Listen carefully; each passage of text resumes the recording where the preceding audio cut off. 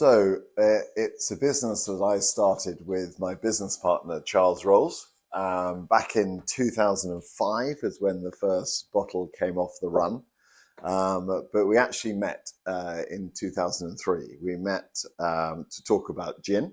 But over that, it was a cup of coffee we were having at the time. And over that first cup of coffee, the conversation turned from gin to tonic, because it was apparent that both of us from different experiences had really alighted on the same thought and idea.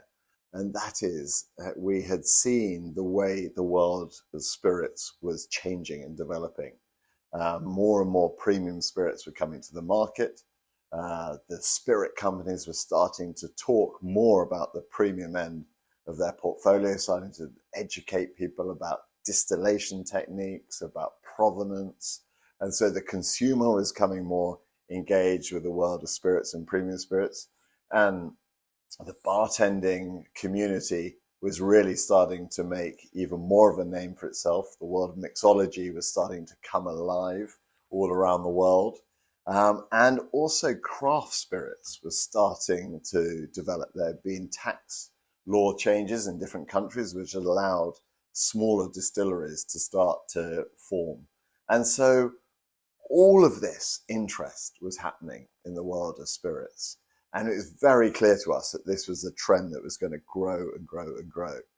And yet the very thing that these products were mixed with, in the majority, the mixer, had been rather forgotten and rather overlooked, and had become rather commoditized over time. So it sort of struck us as extraordinary that there were people more interested than ever in paying and choosing a really good quality spirit, but they had no choice but to drown it with, the existing rather mainstream, products that were available.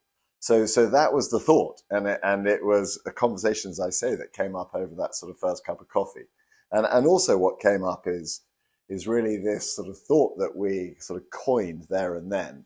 Is, when you're thinking about a gin and tonic, when you actually stop and think that 3/4 of that drink is made with tonic water, why were people not more interested, more concerned about the quality of that part of the cocktail? So that was the idea. That's how it came about. But as I say, that was 2003, and it took us a good 18 months, to develop our first product.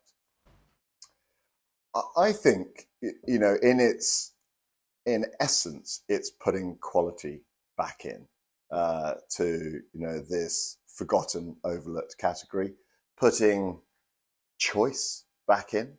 So, I'm sitting here actually with, 3 different products. That's what we purposely started to do. We realized that this category had been so rationalized that, the choice had been taken out of it. In fact, we did one focus group very early on, and it was memorable for the fact that it was rather sort of dominated, as happens with focus groups, by one person. In this case, it was a rather formidable lady who sort of took over the conversation. And at one point, she sort of slammed her fist on the desk and said, "The thing is about mixers, about tonics, they're so boring. That when I go shopping for them, that aisle in the supermarket, there is no choice. There's nothing to stimulate interest. Whereas, I turn the corner and I'm suddenly in the coffee aisle, I'm suddenly in the chocolate aisle, and I'm inundated with flavors and provenance and choice. There's nothing." And so we thought, this is what we really needed to do, was we needed to put choice back in to really help get some interest, engagement, back into this category. So really, I would say, in essence, it's quality, ingredients first, and then putting the sort of innovation and choice back in. So, we work very, very closely with the bartending community all around the world now, with the spirit companies. Spend an awful lot of time talking to, these sort of wonderful worlds of spirits, and really trying to identify, what spirits need what mixers, to help develop these cocktails all around the world. So, it really is a case of, a lot of friends in and around the trade that we spend a lot of time talking to. Well, I mean, look, this has been right at the kind of heart of, Fever-Tree from day one, is finding the best ingredients. And then, as you say, building relationship with these suppliers. I mean, perhaps the best example I'm holding our Indian tonic water was our original product. And, the key ingredient in that is quinine. And, this was some research that Charles and I were doing right at the outset, was to try and identify where we could source the highest quality quinine. And actually, it was some research that we were doing in the British Library that we read about this one last remaining plantation of the highest quality quinine. Unfortunately, as it turned out, it was in just about the most remote and the most lawless sort of place in the world. But so determined were we to, go and source this quinine and build a relationship with the suppliers. I actually, jumped on a plane to go and see them. But, to put it in perspective as to how remote it was, just to get there, I had to fly from London to Nairobi in Kenya, and take a flight from Kenya to Kigali in Rwanda, and then persuade a taxi driver to drive me the 8 hours across Rwanda. And that was just to get to the border of the Congo, because this is where it was, in the eastern part of the Democratic Republic of Congo. And, how lawless it was, was the fact that just there were 3 miles that I had to travel from that border to the plantation. And in that sort of short time, I got held up by 3 different forms of armed roadblocks. The most memorable being at the end was someone came, stumbling out of the undergrowth with a rocket launcher. But the point being is it was worth it, because, at the end of that trip, we agreed to start buying their quinine. And they are the only people we've ever bought quinine from since. And so we've built a fantastic relationship with them, and really helped in, our support of their business, has really helped in that, most sort of troubled of local communities. But I suppose that's a reflection of the way we go about our sourcing and the importance that we put in building relationships with the suppliers. Well, look, I suppose, we didn't even see it really as a marketing strategy, but because, we were so well aware of, what happened in the world of, soft drinks and mixers before us was, a product would be developed, and then, the big company would shout about, their new product launch through the traditional above the line media and tell people, why they should be buying this product. What was so special about it is we took the other view, is that we wanted to go and get the trade to understand the qualities of our product, and as far as we were concerned, the importance of it for them, and what it did for them. And so that, I suppose, was, what you would describe as our marketing strategies. We went round, really engaging with the bartender community. I mean, and the chef community, and then the press as well, the drinks press, because in each one of those cases, as they said, no one had come to talk to them about mixers before or tonic water before. There'd been next to no engagement, from from those suppliers, and so we were educating them and making them realize, the difference in quality and the importance of, that part of the cocktail. So it's, that has been at the heart of our marketing. I suppose, it's old-fashioned influencer marketing, if you like, going around, getting people to really understand the importance and taste the difference. Well, I mean, there are myriad, of course, challenges when you're tackling new markets, but I suppose in essence, the key is to find the right partner. in that market. That is the way we've gone about it, is finding distribution or importer partners. And here we are, we're sitting in Italy. There's no better example than our distributor here, called Dieci, who we started working together in 2007. So that's 16 years ago now. And, they have been a fantastic partner and they have done a fantastic job, hence the exciting position that we now have in this market here in Italy. But so I suppose that's been at the heart of it, is really finding the right partner who also believes not just in the quality of the products, but these are products that needs to be established at the premium end of the trade, have the relationships with the trade, and also believe in the potential of it. And Dieci is a great example of that.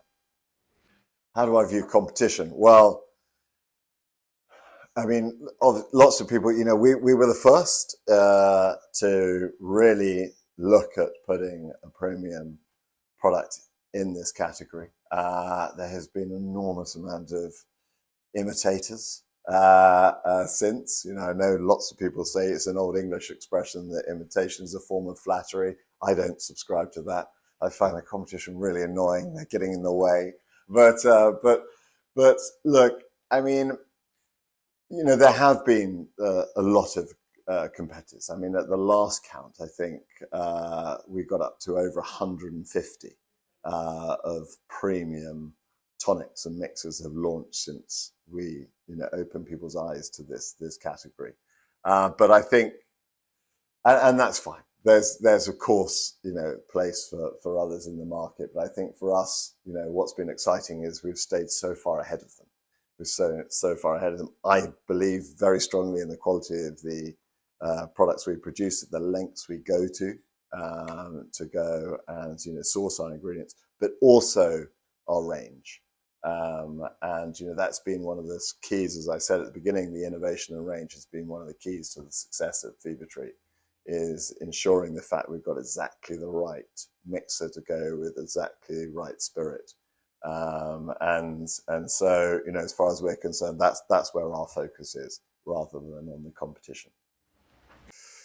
Well, it really is. The exciting thing is so I described at the beginning what we saw about the way that spirits were developing, and that is a trend that has just grown and grown and grown, and with it, people's desire to drink their spirits mixed and long and with bubbles, as you were saying earlier, is just continued to grow. I mean, of course, at the heart of it, it means you can drink that spirit on far more occasions. And, so that's been, what has been behind, the growth of the premium spirit sectors. So, for us, it's making sure, as I say, that, we have the right products to go with the different spirit trends. And I'm holding our pink grapefruit. Is probably a very relevant example, particularly for this Italian market, is that we had seen in the US, again, talking to the tequila producers about how this drink, the Paloma, was really starting to gather momentum. It had come out of Mexico and it's really starting to find its feet in the US. So we developed this pink grapefruit very specifically to go with tequila to make the perfect Paloma. And that's proved a great success for us. And I know it's something that's really sort of gathering momentum here in Italy as well. So it really is, that kind of example, making sure that, we know the drink trends that are coming and we've got the product to go with it. Well, look, we're in an exciting position now. Yeah, we're in an exciting position now. We're in 85 countries. We have become market leader in quite a few of our markets. I mean, in the UK, we're bigger than Schweppes, the mainstream product, in terms of value. We've just reached that in the US as well, where we've just overtaken them. So I think what we've proven is the fact that, the quality end of this category has very broad appeal. And so, first and foremost, we clearly want to, build on the platform that we've developed. But we want to, keep expanding our range to make sure that, we're really making the most of all of these spirit trends. I mean, in the UK, for instance, we've just launched a range of cocktail mixes, we call them. So mojito, margarita mix, espresso martini mix, passion fruit martini mix. So, realizing that these are cocktails that are growing and growing in popularity. And we've just launched this, what I consider to be this fantastic range. So I think there's so much opportunity in so many markets, with this fantastic tailwind behind people wanting to drink spirits, wanting to drink them long and mixed and as cocktails. So there's a lot to be getting on with. So, thank you. And cheers. Okay, well, very good. Thank you very much.